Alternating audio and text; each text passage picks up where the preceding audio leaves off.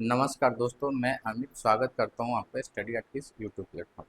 हम लोग देखेंगे इंडियन ज्योग्राफी में आज हम लोग देखेंगे दक्षिण भारत का पठार। दक्षिण भारत का पठार में हम लोग क्या क्या देखेंगे इसके बारे में समझिए। पहले हम देखेंगे बुंदेलखंड का पठार, उसके बाद मालवा का पठार, उसके बाद छोटा नागपुर का पठार को देखेंगे, उसके बाद शिलोंग का पठार, इसी को बोलता है मेघालय का पठार। मेघालय के पठार को देखेंगे, उसके बाद दक्कन को पठार को जानेंगे, उसके बाद बघेल खंड के पठार को देखेंगे, उसके बाद दंड कारनाय का पठार, तेलंगाना का पठार और अंत में हम देखेंगे कर्नाटक का पठार। ये सब जानेंगे, बने रहिएगा आप। चलिए, ये देखिए कुछ बेसिक जानकारी है, इसको समझ लीजिए, उसके बाद आपको समझने में बहुत आसानी हो जाएगा। प्रायद्वीपीय भारत का पठार उत्पत्ति से संबंधित कर प्रारंभ में पृथ्वी पृथ्वी का समस्त महाद्वीपीय भाग किसका हिस्सा था? तो पेंजिया का था। किसका हिस्सा था? पेंजिया का। आप देखिएगा, ये जो आप देख रहे हैं ये हो गया आपका ये पृथ्वी। ये क्या था? पृथ्वी था। ये जल वाला हिस्सा है। ये हो गया आपका जल वाला। तो पृथ्वी वाला जो समस्त हिस्सा था उसको हम क्या कहते थे? पेंजिया कहते थे। पेंजिया, ठीक। और ये जो आप देख रहे हैं ये जल वाला जो समस्त हिस्सा था इसको बोलते थे पैंथालासा। पैंथालासा लासा कहते थे। पैंथालासा कहते थे। ये पृथ्वी वाला हिस्सा का दो टुकड़ा होता है। पहला टुकड़ा ये हो गया, दूसरा टुकड़ा ये हो गया। उत्तर वाले जो उत्तर में है इसको हम क्या कहते थे? अंगारा लैंड। इसको क्या कहते हैं? अंगारा लैंड।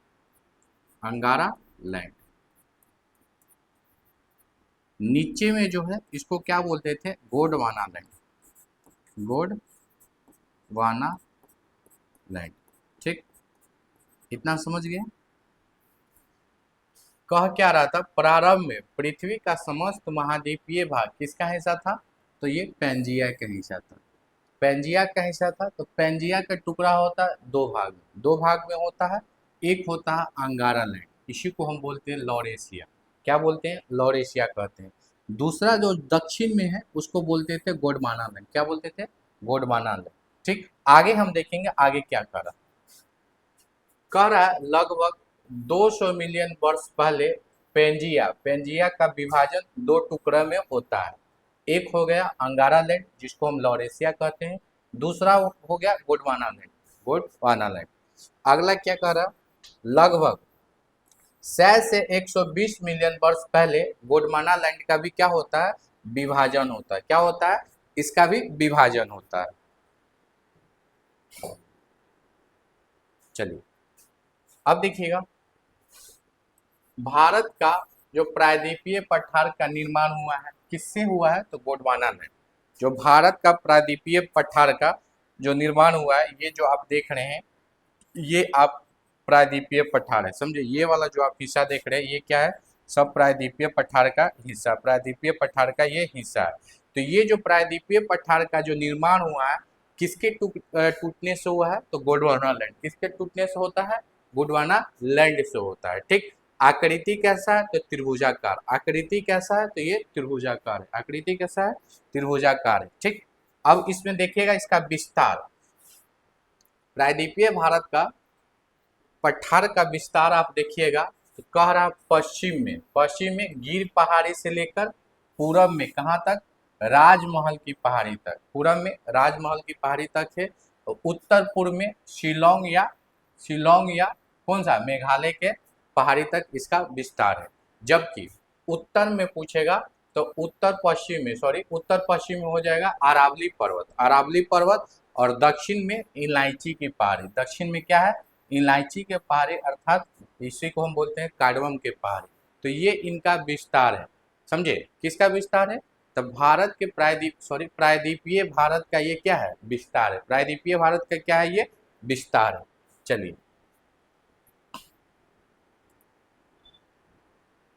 आगे कह रहा है क्या? प्रायद्वीपीय भारत के पठार का विभाजन में आप देखिएगा जैसे में हो गया केंद्रीय उच्च भूमि के आधार पर इसको बांटा गया है। उसके बाद पूर्वी पठार के आधार पर बांटा गया है। उत्तर पूर्वी पठार के आधार पर बांटा गया है, और चौथा क्या है, दक्कन का पठार। समझे? तो इसमें क्या बांटा गया है, तो प्रायद्वीपीय भारत का विभाजन किया गया, अर्थात 4 पार्ट में इसका विभाजन किया गया है। पहला केंद्रीय उच्च भूमि के आधार पर, दूसरा पूर्वी पठार के आधार पर, और तीसरा उत्तर पूर्वी पठार के आधार पर, और चौथा हो गया आपका दक्कन का पठार। सबसे पहले हम देखेंगे केंद्रीय उच्च भूमि। केंद्रीय उच्च भूमि, चलिए, द्वारा इसके अंतर्गत निम्नलिखित क्षेत्रों को शामिल किया गया है, जैसे मालवा का पठार, दूसरा बुंदेलखंड का पठार, तीसरा छोटा नागपुर के पठार, चौथा अरावली का पठार, पांचवा विंध्यन श्रेणी, छठा सतपुड़ा श्रेणी, और सातवां मेवाड़ के पठार। तो ये सब किसके अंतर्गत इसको बांटा गया है, तो केंद्रीय उच्च भूमि के अंतर्गत इसको बांटा गया। चलिए, इसमें सबसे पहले हम देखेंगे मालवा के पठार। मालवा के पठार को देखेंगे।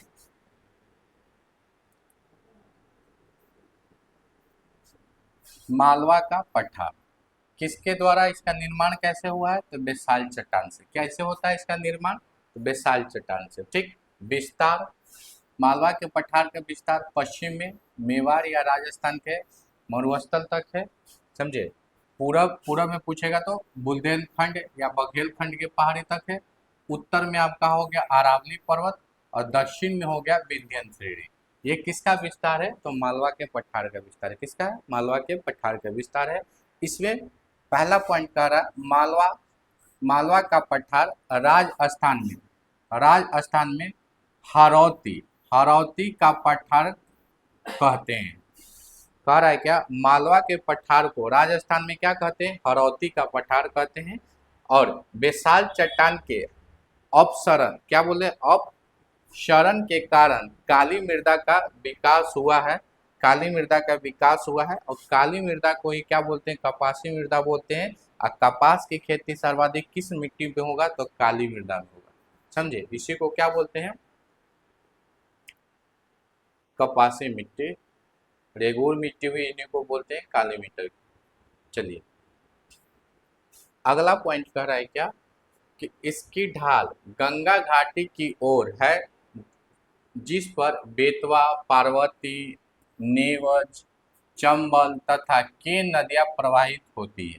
केन नदियां प्रवाहित होती है, और आगे चलकर यमुना में क्या हो जाता है, ये सब नदियां मिल जाती है।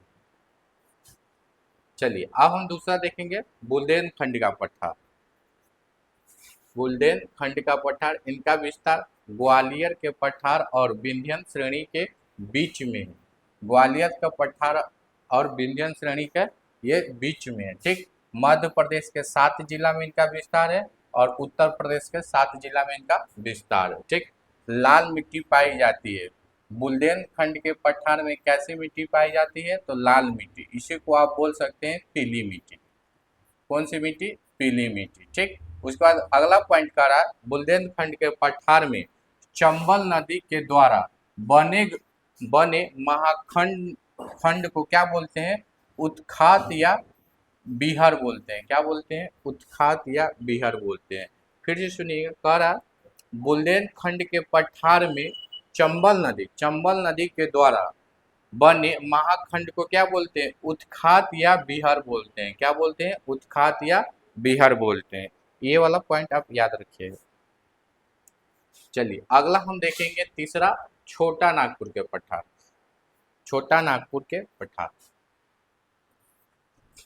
ग्रेनाइट चट्टान से इनका निर्माण हुआ। छोटा नागपुर के पठार का कैसा निर्माण होता है, कैसे निर्माण होता है, तो ग्रेनाइट से होता है। समझे? अगला करा महानदी, स्वर्णरेखा नदी, सोन नदी, दामोदर नदी इस पठार के प्रमुख नदियाँ। आपसे यदि क्वेश्चन पूछ देगा कि महानदी किस पठार से निकलता है, तो छोटा नागपुर के पठार से। स्वर्णरेखा नदी छोटा नागपुर के पठार, सोन नदी छोटा नागपुर, और दामोदर भी छोटा नागपुर के पठार से निकलता है। ठीक, चलिए, अगला पॉइंट कह रहा है सोन नदी। सोन नदी इस पठार के उत्तर पश्चिम में बहकर कहाँ मिल जाता है, तो गंगा में मिल जाता है। ये कहाँ मिलता है, गंगा में, पटना के पास ये आकर गंगा में मिल जाता है। अगला पॉइंट कह रहा है दामोदर नदी मध्य भाग से निकलकर पश्चिम की ओर, पश्चिम से पूर्व की दिशा में बहती है। देखिएगा, सपोज ये मान लीजिए छोटा नागपुर के पठार, छोटा नागपुर के पठार है, तो सोन नदी कहाँ से निकलेगा, तो इस पठार के उत्तर पश्चिम में बहकर कहाँ मिलेगा, तो गंगा में। दामोदर नदी, तो ये मध्य भाग से, अर्थात हम कह सकते हैं ये वाला मध्य भाग से ये दामोदर नदी निकलती है और पश्चिम से पूर्व किस दिशा में बहती है, पश्चिम से, आप बोल सकते हैं ये पश्चिम से किस दिशा में, पूर्व की दिशा में ये बहती बहती है। ठीक, अगला है महानदी। महानदी दक्षिण पूर्व दिशा में ये बहती है। ठीक, अगला पॉइंट कह रहा है दामोदर नदी। दामोदर नदी के उत्तर में अनेक पठार व पहाड़ी का समूह मिलता है, जिसे क्या बोलते हैं, हजारीबाग का पठार व कोडरमा कोडरमा का पठार भी इसको कहते हैं। ठीक, ये समझे। कह रहा है क्या, दामोदर नदी के उत्तर में, दामोदर नदी के उत्तर में अनेक पठार व पहाड़ी का समूह मिलता है, जिसे क्या बोलते हैं, हजारीबाग का पठार या कोडरमन का पठार कहते हैं। ठीक, चलिए अगला पॉइंट देखिएगा। दामोदर नदी के दक्षिण में क्या है, रांची का पठार स्थित है। सपोज मान लीजिए ये आपका दामोदर नदी बह रहा है। ठीक, इसके दक्षिण में क्या है, रांची का पठार है। दक्षिण में क्या है, रांची का पठार है। ठीक, उसका देखेंगे पारसनाथ हिल, इसका हाइट कितना है, 1365 मीटर। छोटा नागपुर के पठार के सबसे ऊंची चोटी कौन सा है, पारसनाथ। छोटा नागपुर के पठार के सबसे ऊंची चोटी कौन सा है, पारसनाथ है। ठीक, यह जैनियों का प्रसिद्ध तीर्थ स्थल है। कौन सा, पारसनाथ है, ये किसका प्रसिद्ध स्थल है, तो जैनियों का। किसका है, जैनियों का है। ठीक, अब हम देखेंगे स्वर्ण रेखा नदी। स्वर्ण रेखा नदी रांची के पठार से निकलता है। स्वर्ण रेखा नदी किससे निकलता है, रांची के पठार। और रांची के पठार किसका हिस्सा है, छोटा नागपुर के पठार के हिस्सा। किसका हिस्सा है, छोटा नागपुर के पठार के हिस्सा है। यदि रांची के पठार नहीं रहेगा तो आप छोटा नागपुर मार सकते हैं। ठीक, आगे कह रहा है क्या, छोटा नागपुर के पठार की दूसरी सबसे बड़ी नदी कौन सा है, तो स्वर्ण रेखा नदी। कौन सा है, स्वर्ण रेखा नदी, समझे। और हुंडरू जलप्रपात किस नदी पर है, तो स्वर्ण रेखा नदी पर। कौन सा जलप्रपात, हुंडरू जलप्रपात किस नदी पर स्थित है, तो स्वर्ण रेखा नदी पर स्थित है। चलिए आगे देखिएगा, कह रहा है क्या, छोटा नागपुर के पठारी क्षेत्र में ग्रेनाइट चट्टान, क्या कह रहा है, ग्रेनाइट चट्टान से निर्मित उच्च स्थलाकृति या दीप रूपीय स्थलाकृति को क्या कहता है, पाट भूमि कहा जाता है। क्या बोला जाता है, पाट भूमि। पाट भूमि फिर से समझिए, छोटा नागपुर के पठारी क्षेत्र में ग्रेनाइट चट्टान से निर्मित, किसके द्वारा, ग्रेनाइट चट्टान से निर्मित उच्च स्थलाकृति या दीप रूपीय स्थलाकृति को हम क्या कहते हैं, पाट भूमि कहते हैं। क्या कहते हैं, पाट भूमि कहते हैं। इसी को हम बोल सकते हैं पाटलैंड। पाटलैंड सीमेंट का नाम सुने हैं, हाँ ना। चलिए चलिए पाटलैंड समझिएगा ये क्या होता है, तो यह उत्थित भूखंड, क्या है, उत्थित भूखंड का एक उदाहरण है। अब देखिएगा उत्थित भूखंड क्या होता है, इसका अर्थ होता है भूमि का ऐसा टुकड़ा जो अपने आसपास के क्षेत्र या जमीन के स्तर से क्या है, ऊंचा उठा हुआ है। सपोज मान लीजिए ये जमीन है, ये जमीन है, समझे। इससे जो ऊंचा उठा हुआ है, समझे, ये ऊंचा उठा हुआ है, इसी को हम क्या बोलते हैं, क्या बोलते हैं, इसको पाटलैंड बोलते हैं। क्या बोलते हैं, अब पाटलैंड। अब पाटलैंड का निर्माण कैसा होता है, तो ग्रेनाइट चट्टान से। किससे होता है, ग्रेनाइट चट्टान से होता है। चलिए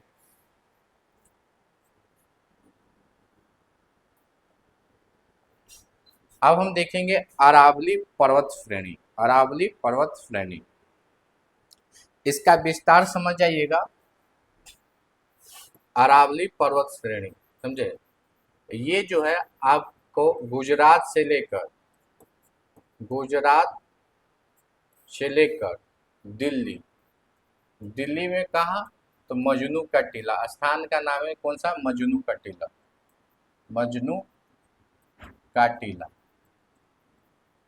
का टीला तक, समझे। तो अरावली पर्वत का विस्तार कहाँ से है, तो गुजरात के पालमपुर से, पालमपुर आप यहाँ लिख लीजिए, पालमपुर से कहाँ तक है, तो दिल्ली दिल्ली में है, दिल्ली में एक स्थान है उसका नाम है मजनू का टीला। तो पालमपुर से मजनू के टीला तक इसका विस्तार है। लगभग कितना किलोमीटर है इसका, तो याद रखिएगा 800 किलोमीटर। कितना किलोमीटर, 800 किलोमीटर। सर्वाधिक लंबाई यदि पूछेगा, अरावली पर्वत का सर्वाधिक लंबाई किस राज्य में है, तो राजस्थान में। राजस्थान के किस जिला में है, तो रायपुर में है, सॉरी उदयपुर में है। किस में है, उदयपुर में है, ठीक। अरावली पर्वत का टोटल लंबाई या विस्तार कितना है, 800 किलोमीटर, 800 किलोमीटर। और सर्वाधिक लंबाई पूछेगा तो किस राज्य में है, तो राजस्थान में। राजस्थान के किस जिला में होगा, तो उदयपुर जिला में सर्वाधिक लंबाई है, ठीक।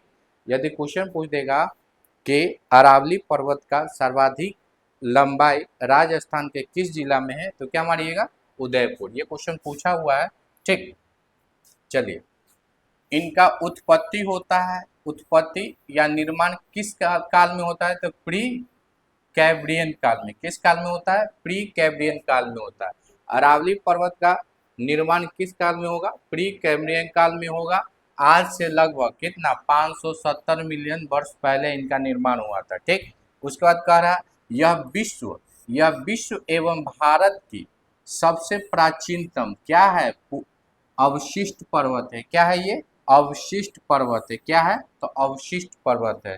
तो विश्व या भारत की सबसे प्राचीनतम अवशिष्ट पर्वत कौन सा है, अरावली पर्वत। अरावली पर्वत का सर्वाधिक विकास किस राज्य में है, राजस्थान में। राजस्थान के किस जिला में है, उदयपुर में। किस जिला में है, उदयपुर में।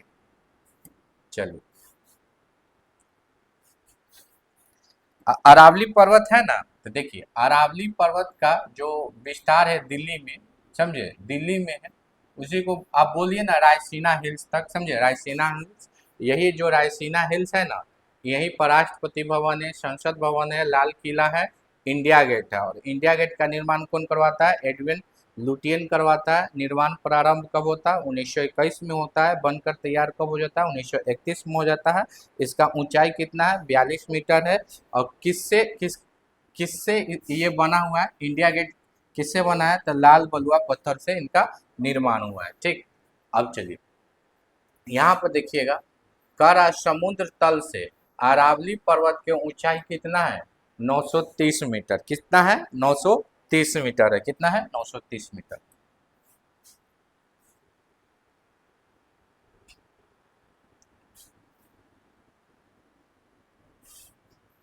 अरावली पर्वतमाला की तुलना अमेरिका के किससे किया गया है, तो अल्प अल्प अपलेशिया, कौन सा है, अपलेशिया पर्वत से किया गया, ठीक। अरावली पर्वतमाला की तुलना अमेरिका के अपलेशिया पर्वत से किया गया, ठीक। आपसे क्वेश्चन पूछेगा कि अरावली पर्वत की तुलना अमेरिका के डैश से किया गया है, तो अपलेशिया पर्वत से किया गया। किससे किया गया है, अपलेशिया पर्वत से किया गया है। अरावली पर्वत की सर्वोच्च चोटी कौन सा है, गुरु शिखर है। कौन सा है, गुरु शिखर है। और इसका हाइट कितना है, 1722 मीटर, 1722 मीटर, ठीक।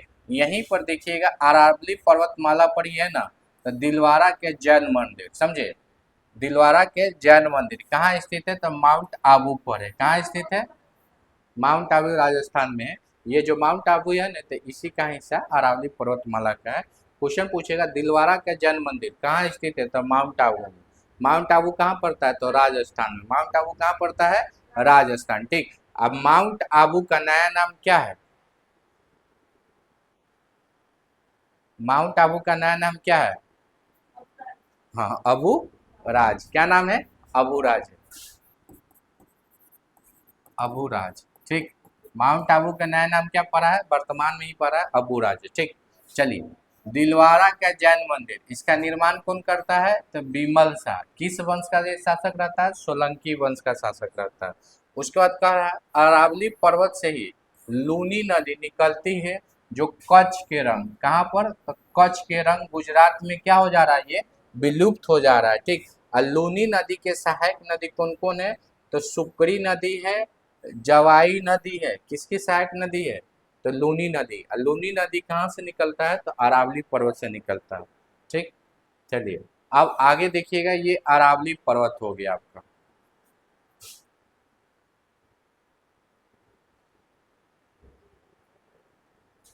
चलिए अरावली पर्वत ये देखिएगा गुजरात के पालमपुर से लेकर कहाँ तक है? दिल्ली के मजनू के टीला तक ये इसका विस्तार है। ठीक। सर्वाधिक लंबाई कहेगा तो किस राज्य में हो जाएगा? सर्वाधिक लंबाई राजस्थान में। किस राज्य में हो जाएगा? तो राजस्थान में सर्वाधिक लंबाई हो जाएगा। ठीक। देखिए गुरु शिखर का लंबाई कितना है? 1722 मीटर। गुरु शिखर का लंबाई कितना है? 1722 मीटर। ये जो देखिए लूनी नदी कहाँ से निकलता है? अरावली पर्वत से। और कच्छ के रण में क्या हो जाता है? ये विलुप्त हो जाता है। कच्छ के रण में ये क्या हो जा रहा है? विलुप्त हो जा रहा है। ठीक। चलिए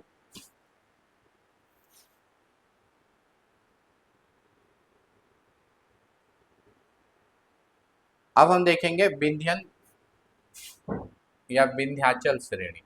विंध्यन या विंध्याचल श्रेणी।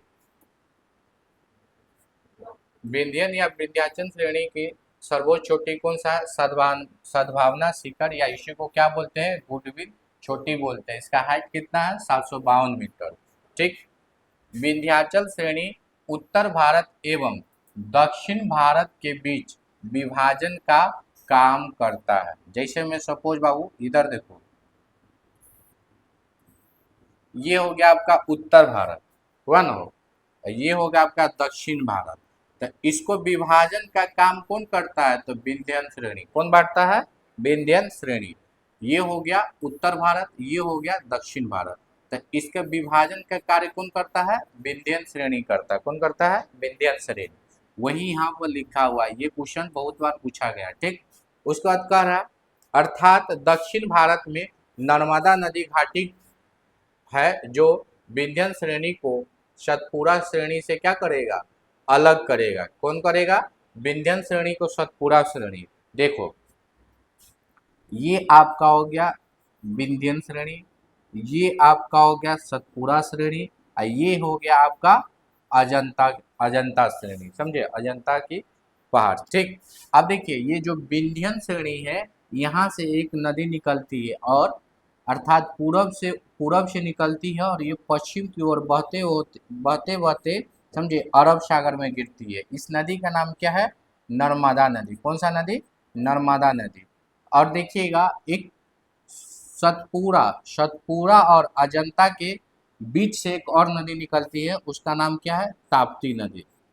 ताप्ती नदी पूरब से निकलती है और ये भी पश्चिम की ओर बहते बहते भ्रंश घाटी से बहते हुए ये भी कहाँ गिर जाती है? तो अरब सागर में। तो हम कह सकते हैं जो ये नर्मदा नदी है, नर्मदा नदी विंध्यन श्रेणी और सतपुड़ा श्रेणी के बीच में स्थित है। अर्थात कौन सी नदी विंध्यन श्रेणी और सतपुड़ा श्रेणी को अलग करेगा? तो नर्मदा नदी। कौन सा नदी? नर्मदा नदी। उसी प्रकार सतपुड़ा और अजंता श्रेणी को कौन सा नदी अलग करेगा? तो ताप्ती नदी। कौन सा नदी? ताप्ती नदी। चलिए अब आइए हम लोग यहाँ पे, ये जो आप नर्मदा नदी समझे है, जो कह रहा है विंध्यन पर्वत को किससे अलग कर रहा है? सतपुड़ा से अलग करता है। ठीक। अगला पॉइंट कह रहा है यह पर्वत श्रेणी उत्तर भारत और प्रायद्वीपीय भारत की मुख्य विभाजन की कार्य करता है। वही लिखा हुआ है जो यहाँ पर लिखा हुआ था। ठीक। इनका विस्तार कहाँ से? तो गुजरात से लेकर मध्य प्रदेश, छत्तीसगढ़, उत्तर प्रदेश और बिहार तक है। ठीक। बिहार तक है। विंध्यन पर्वत श्रेणी का विस्तार कहाँ तक है? तो गुजरात से लेकर बिहार तक है। बिहार में ज़्यादा नहीं है। समझे? चलिए इनका 3 भाग है, विंध्यन श्रेणी, कैमूर श्रेणी जो बिहार में है। समझे? उसके बाद पारसनाथ श्रेणी। ठीक। विंध्यन श्रेणी मुख्य रूप से मध्य प्रदेश में, थोड़ा गुजरात में भी है। कैमूर श्रेणी मध्य प्रदेश, उत्तर प्रदेश और बिहार में है। कैमूर और रोहतास जिला में, समझे। देखिए विंध्यन क्रम का चट्टान, सुनिए इधर, विंध्यन क्रम का जो चट्टान है बिहार के किस जिला से मिलेगा, तो कैमूर और रोहतास, कैमूर और रोहतास। और चूना पत्थर और पाराइट भी किस जिला से मिलेगा, तो कैमूर और रोहतास। ठीक। अब देखिएगा पारसनाथ श्रेणी, इसका विस्तार कहाँ है, तो झारखंड में है। कहाँ है, तो झारखंड में है। ठीक। इनका सर्वोच्च चोटी कौन सा है, संवेद क्या है, संवेद शिखर। ठीक। पारसनाथ श्रेणी का सर्वोच्च चोटी कौन सा है, संवेद शिखर है। ठीक। उसके बाद कह रहा है यह छोटा नागपुर के पठार के सबसे ऊंची चोटी है, कौन सा, संवेद शिखर। ठीक। यहीं पर क्या है, जैन धर्म के प्रसिद्ध तीर्थ स्थल, क्योंकि जैन धर्म के 23वें तीर्थंकर कौन थे, पारसनाथ को ज्ञान की प्राप्ति कहाँ होता है, तो पारसनाथ श्रेणी में होता है। ठीक। पारसनाथ श्रेणी में होता है। जैन धर्म के बारे में हम पूरा पढ़ा चुके हैं, आप वहां से देख सकते हैं। चलिए ये सब हम पढ़ा चुके हैं।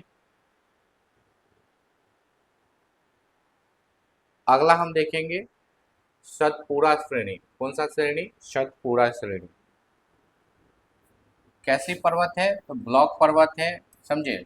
नर्मदा एवं ताप्ती नदी के बीच में कौन सा पर्वत श्रेणी स्थित है, तो सतपुड़ा श्रेणी। अब देखिए ये जो नर्मदा है, ये जो ताप्ती नदी है, इसके बीच में कौन सी पर्वत श्रेणी स्थित है, तो सतपुड़ा। कौन सा है, सतपुड़ा है।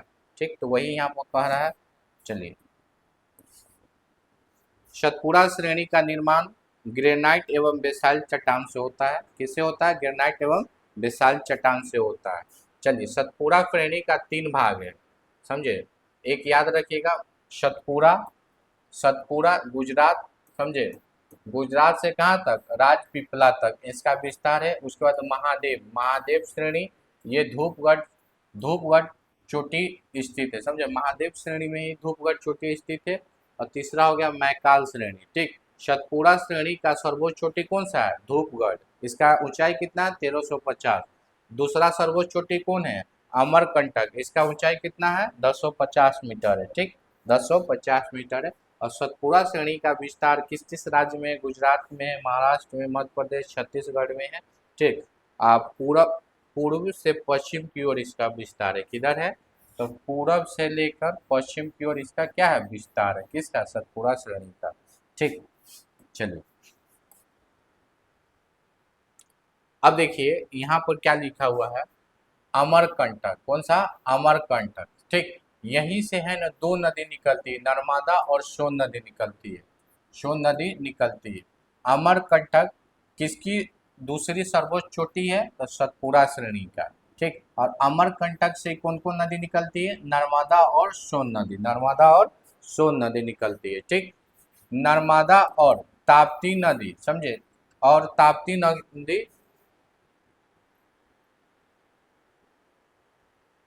हाँ, नर्मदा और ताप्ती नदी कहाँ, भ्रंश घाटी से होकर ये बहती है, ये सबको पता है। अगला करा सोन नदी।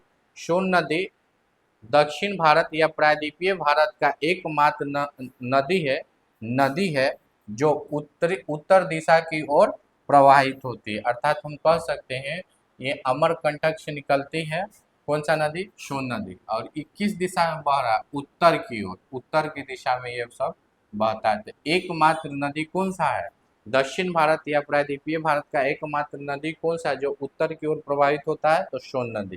कौन सा नदी है, सोन नदी। चलिए अब हम देखेंगे पूर्वी पठार।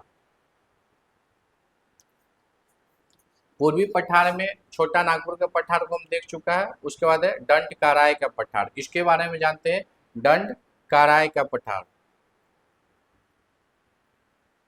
दंड करनाय का पठार। विस्तार कहाँ से, मुख्य रूप से आंध्र प्रदेश, इसके अलावा महाराष्ट्र, छत्तीसगढ़, उड़ीसा और तेलंगाना में इसका विस्तार है। यह भारत के मध्यवर्ती भाग में स्थित है, भारत के मध्यवर्ती भाग में स्थित है। गोदावरी नदी के सहायक नदी कौन सा है? तो इंद्रावती। कौन सा? इंद्रावती। कहाँ से निकलती है? तो दंड कारनाई का पठार से ये निकलती है।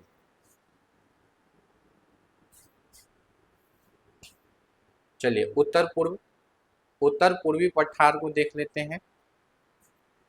उत्तर पूर्वी पठार समझे, ये लेटेराइट मिट्टी और सदाबहार वन पाया जाता है। समझे, उत्तर पूर्वी पठार में क्या पाया जाता है? लेटेराइट मिट्टी और सदाबहार वन पाया जाता है। इसमें हम देखेंगे सबसे इम्पोर्टेंट कौन सा? मेघालय के पठार, इसी को क्या बोलते हैं? शिलोंग का पठार, शिलोंग के पठार बोलते हैं। ठीक, अन्य नाम क्या है? शिलोंग का पठार है। ठीक, कह रहा है यह पठार प्रायद्वीपीय पठार का विस्तार है। इसके अंतर्गत गारो, खासी, जैंतिया तीन मुख्य पहाड़ी आती है। तीन मुख्य पहाड़ी आती है। खासी पहाड़ी देखिएगा, ये खासी पहाड़ी, ये जो सीक्वेंस में है देखिए, ये हो गया आपका गारो, ये हो गया खासी, ये हो गया जैंतिया।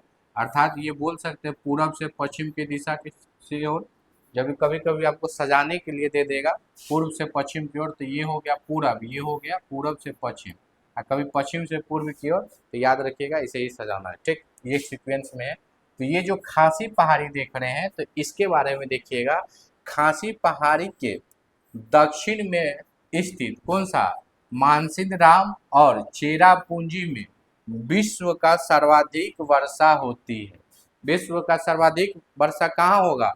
तो मानसीराम। मानसीराम कहाँ है? मेघालय में स्थित है। मानसीराम कहाँ है? मेघालय में स्थित है। तो हम कह सकते हैं ना कि भारत में सर्वाधिक वर्षा कहाँ होता है?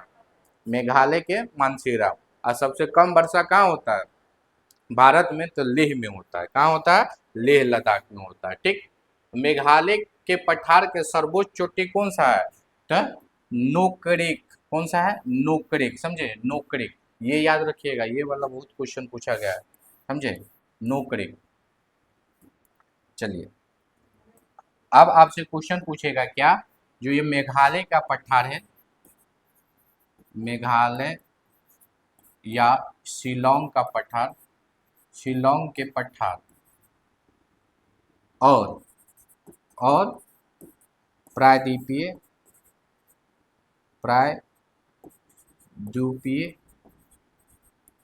भारत या छोटा नागपुर के पठार को, समझे, कौन अलग करेगा? कौन अलग करेगा? तो याद रखेंगे यहाँ पर राजमहल गैप, राजमहल गैप। ठीक, कौन अलग करता है? राजमहल गैप इसको अलग करेगा। ठीक, मेघालय के पठार को प्रायद्वीपीय भारत या छोटा नागपुर के पठार से कौन अलग करेगा? तो राजमहल गैप इसको अलग करता है। चलिए, अब हम देखेंगे दक्कन का पठार। इनका विस्तार ताप्ती नदी के दक्षिण में त्रिभुजाकार रूप में है। समझे, सर्वाधिक विस्तार इसका महाराष्ट्र में, इनके अलावा मध्य प्रदेश, छत्तीसगढ़, उड़ीसा, पश्चिमी आंध्र प्रदेश, कर्नाटक और तमिलनाडु में इनका विस्तार है। ठीक, टोटल कितना एरिया पर फैला हुआ है?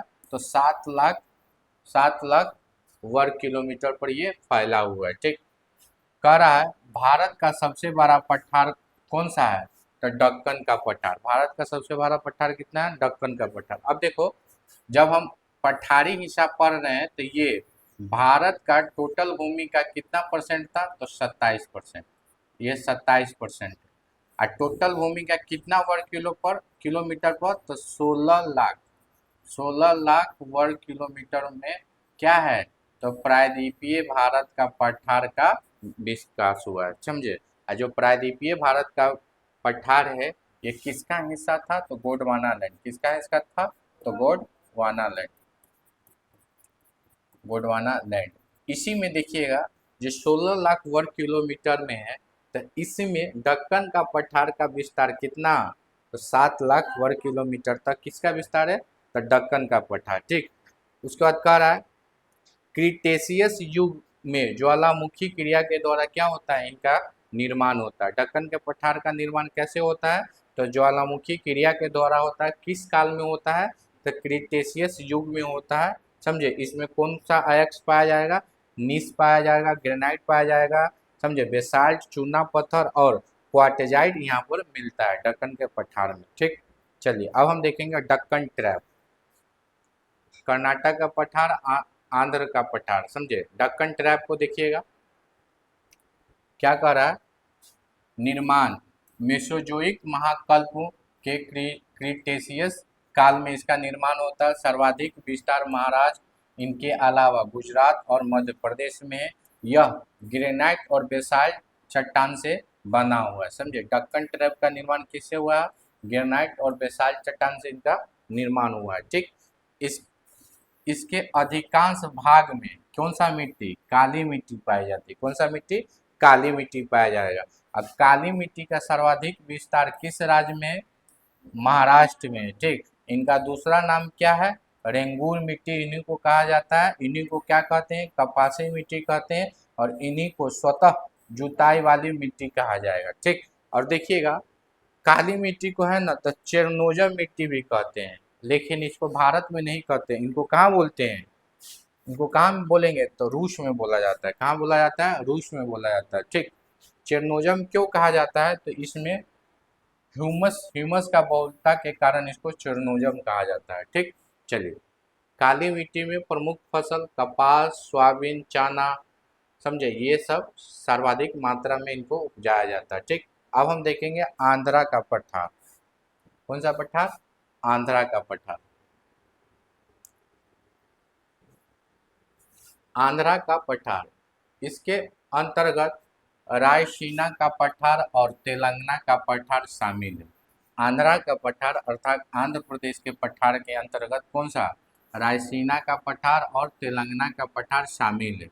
उत्तर में देखिएगा, उत्तर में तेलंगाना का पठार है, जबकि दक्षिण में कौन सा है, रायसीना का पठार है। ठीक, उत्तर में क्या है, तेलंगाना के पठार, और दक्षिण में क्या है, रायसीना का पठार है, और बीच में ही क्या है, कृष्णा नदी बेसिन। इस बीच में ही क्या है, कृष्णा नदी बेसिन है। ठीक, देखिएगा नोट लिखा हुआ, कृष्णा और गोदावरी नदी बेसिन के मध्य कौन सा है, तो कोल्लूरू। कौन सा है, कोल्लूरू झील है। कौन सा झील है, कोल्लूरू झील स्थित है, कोल्लूरू झील स्थित है। ठीक, अब देखिए एशिया का सबसे दलदली भूमि, एशिया का सबसे दलदली भूमि कौन सा है, कोल्लूरू झील है, समझे, कोल्लूरू झील है।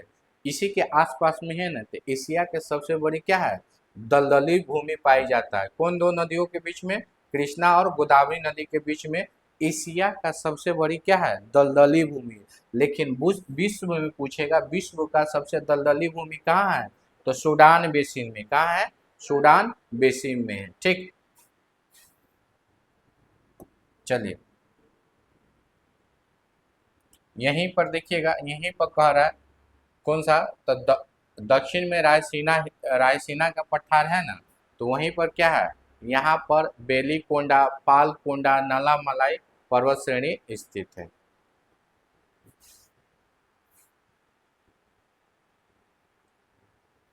चलिए कर्नाटक का देखते हैं, कर्नाटक का पठार।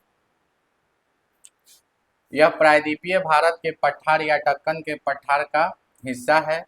सबसे ऊंची पर्वत कौन सा है, बाबा बुदुन की पहाड़ी। कर्नाटक के पठार के सबसे ऊंची चोटी बाबा बुदुन के पहाड़ी है। और सर्वाधिक कारा सबसे छोटी कौन सा है, मुल्यानगिरी या मुलनगिरी, मुल्यानगिरी या मुलनगिरी, समझे, मुल्यानगिरी या मुलनगिरी। ठीक, चलिए करा, इसका ढाल पश्चिम से पूर्व की ओर है, समझे। इसके ऊंचे भाग को क्या कहते हैं, बेंगलुरु या मैसूर का पठार के नाम से जाना जाता है, जबकि निम्न भाग को मैदान कहते हैं। कर्नाटक के पठार के ऊंचे भाग को क्या कहते हैं, तो बेंगलुरु या मैसूर का पठार कहते हैं, और निम्न भाग को हम क्या कहते हैं, मैदान कहते हैं। क्या कहते हैं, मैदान कहते हैं। ठीक, चलिए कर्नाटक के पठार के सबसे ऊंची चोटी कौन सा है, बाबा बुदन की पहाड़ी, बाबा बुदन की पहाड़ी है। चलिए औसतन ऊंचाई कितना है इनका, तो 600 से लेकर 900 मीटर है। प्रमुख नदियां निकलेगा कृष्णा, कावेरी, तुंगभद्रा, शरावती व भीमा नदी, समझे। कहाँ से निकलता है, कर्नाटक के पठार से देखिएगा, ये कावेरी नदी ब्रह्मगिरी की पहाड़ी से निकलती है, ब्रह्मगिरी के पहाड़ी से ये निकलती है। चलिए आगे कह रहा है क्या, गोज या गरसोपा जलप्रपात, समझे, इसे महात्मा गांधी जलप्रपात कहते हैं। गोज या, वही ना है, गोज या गरसोपा जलप्रपात, ये कहाँ है पता है आपको? किस राज्य में है? कर्नाटक में। कौन से राज्य में है? कर्नाटक में है, समझे।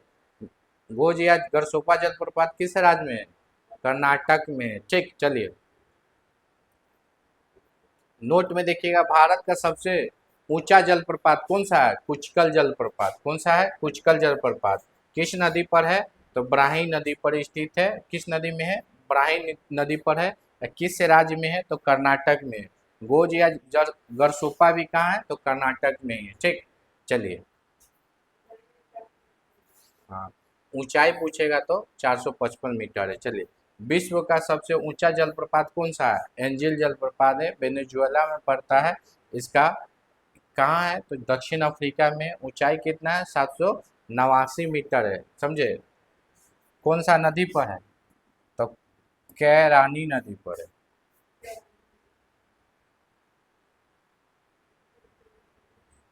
चलिए अब यहाँ पर देखिएगा, भारत के पर्वत और पहाड़ी। भारत के पर्वत और पहाड़ी पहले यहाँ देख लीजिए। गारो खासी जैंतिया किसका है, हिस्सा है? तो मेघालय के पठार के हिस्सा है, समझे। बोरल हो गया, मिकिर हो गया, ये दोनों किस राज्य में है? तो असम में। कौन से राज्य में है? असम में है। ठीक, नला मलाई, बेली कोंडा, पाल कोंडा, ये किस राज्य में पड़ता है? तो आंध्र प्रदेश में सब पड़ता है। ठीक, उसके बाद देखेंगे इधर, गिर। गिर कहाँ है? तो गुजरात में है। मा, हाँ, मालडव कहाँ है? मांडव, तो ये भी कहाँ है? गुजरात में है। ठीक, गुजरात में है। यहाँ पर ये याद आपको रखना है क्या, याद रखने वाला ये है। ठीक, चलिए कहेगा क्या आपसे, दक्षिण भारत की सर्वोच्च ऊंची चोटी कौन सा है? अनाईमुडी। कौन सा है? अनाईमुडी। इसका हाइट कितना है? तो 2695 मीटर। दक्षिण भारत की सबसे ऊंची चोटी कौन सा है? अनाईमुडी। दूसरा सबसे ऊंची चोटी कौन सा है? दोडा बेटा। किस, कौन सा है? दोडा बेटा, समझे। दोडा बेटा का हाइट कितना है? 2637 मीटर, 2637 मीटर, समझे। तीसरा पूछेगा तो गुरु शिखर। गुरु शिखर का कितना है? 1722 मीटर। और चौथा कौन सा है? कलसुबाई। चौथा कौन सा है? कलसुबाई। अब देखिए, जो अनाई मुडी है ना, तो ये अन्नामलाई पर्वत है, उनका भी सर्वोच्च चोटी है।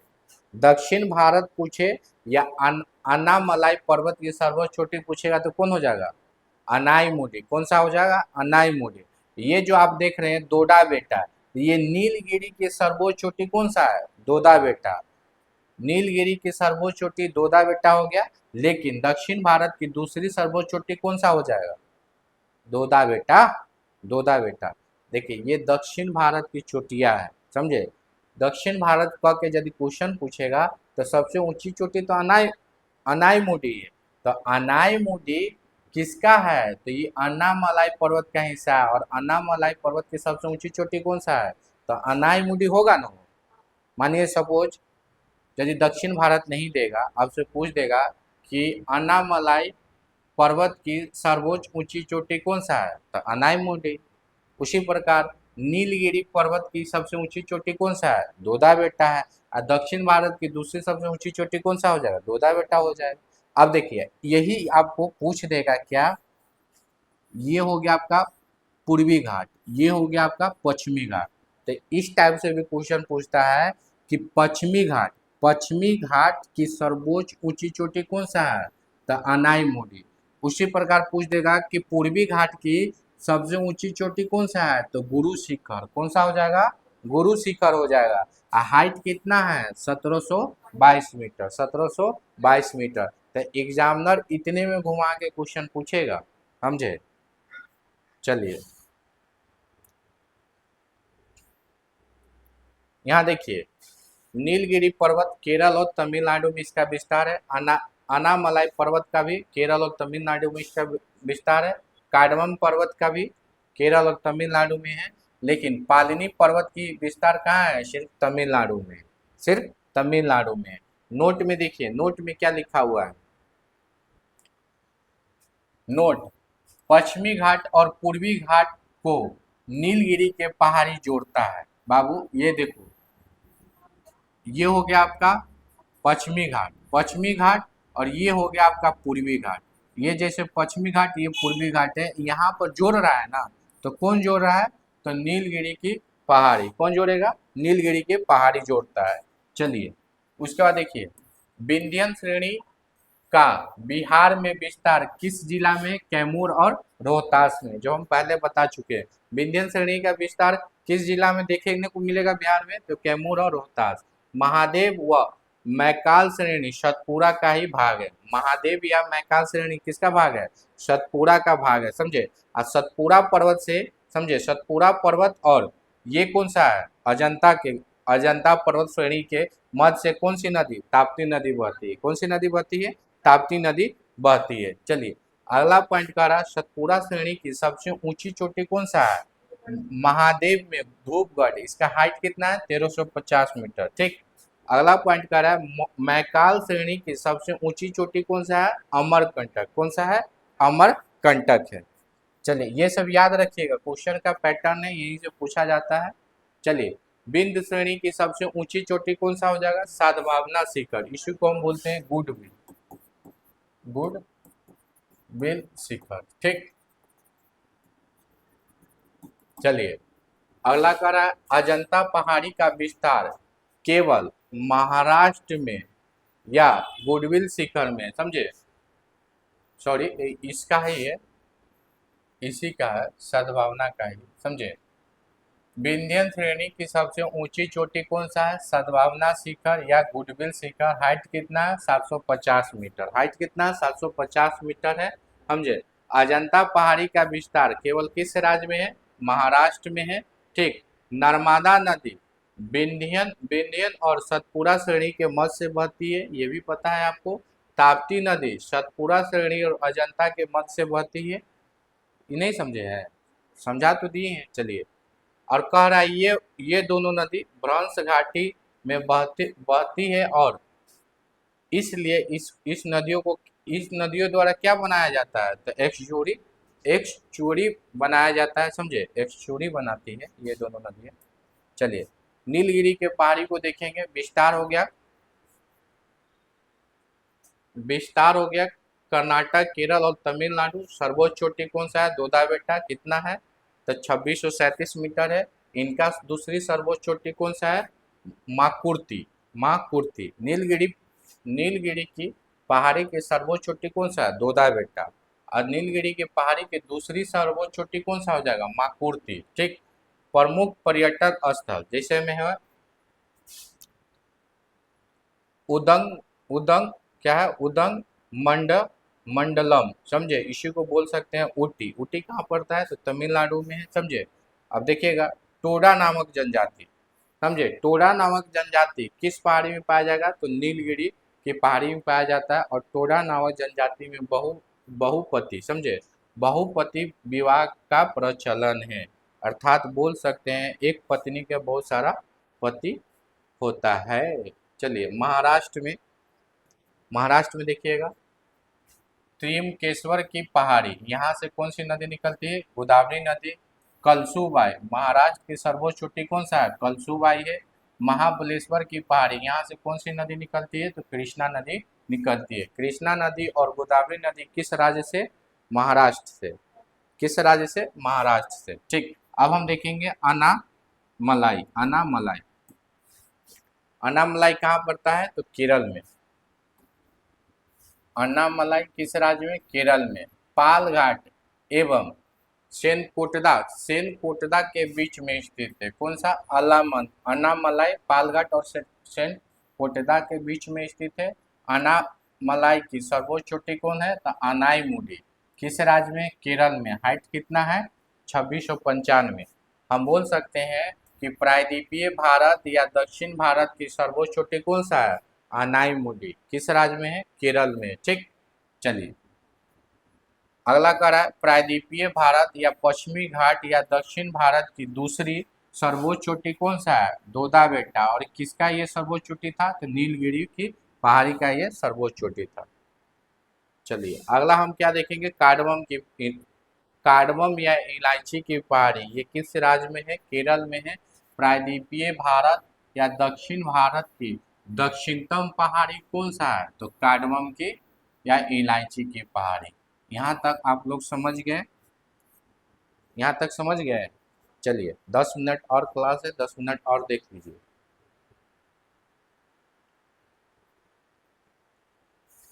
पश्चिमी घाट विस्तार 1600 किलोमीटर, ताप्ती नदी से कन्याकुमारी तक इसका विस्तार है, समझे, पश्चिमी घाट का।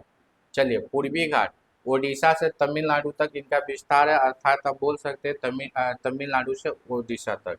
विशेषता क्या है? पश्चिमी घाट की अपेक्षा कम ऊंचा है, कटा फटा है, ढलान कम है, जैव विविधता कम है, जैव विविधता कम है। चलिए तमिलनाडु, पालनी की पहाड़ी कहाँ है? तमिलनाडु में। जावेदी का पहाड़ी तमिलनाडु में, सेवराय की पहाड़ी तमिलनाडु में है। पंचमलाई की पहाड़ी किस राज्य में है? तो तमिलनाडु में स्थित है। आंध्र प्रदेश में देखेंगे नल्ला मलाई, बेलीकोंडा, पालकोंडा, सिक्कीकोंडा, ये सब कहाँ है? तो याद रखिएगा ये सब आंध्र प्रदेश राज्य में स्थित है, आंध्र प्रदेश राज्य में स्थित है। चलिए उड़ीसा में महेंद्रगिरी और मल्यानगिरी किस राज्य में स्थित है? तो उड़ीसा में ये स्थित है। ठीक, उड़ीसा में ये स्थित है। चलिए आज का सेशन यही समाप्त करते हैं, फिर मिलते हैं अगले वीडियो में।